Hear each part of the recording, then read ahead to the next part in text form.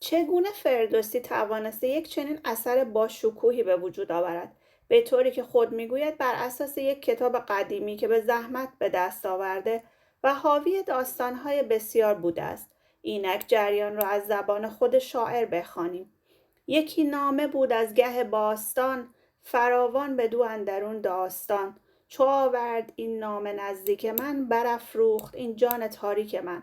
خواندن داستان‌های فردوسی در خانه و مدرسه ما را به شور و وجد می‌آورد. از ورای این داستان‌های حماسی شاهنامه است که جوانان ایرانی به هویت کهن خود پی می‌برند.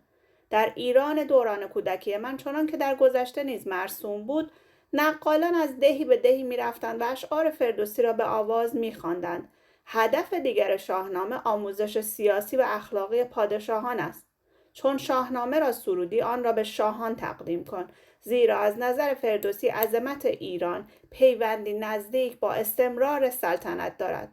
با اشاره به همین موضوع است که ژوزف سانتا کروچه که در زمان ازدواج من در تهران تدریس می‌کرد می‌گوید سرنوشت ایران با شاهنامه فردوسی پیوندی عمیق دارد. سپس اضافه می‌کند طی قرن‌ها ما شاهد پدید آمدن سلسله‌های جدید هستیم و هر یک از این پادشاهان استقلال را به این کشور برمیگردانند، زبان فارسی را ترویج می‌دهند و دیگر بار به غنای تمدن جهانی می‌افزایند. گزافه گویی نیست اگر تأکید کنیم که منشأ این نوزایی‌های پیاپی شاهنامه فردوسی است که داستان پادشاهان بزرگ را باز گفته است.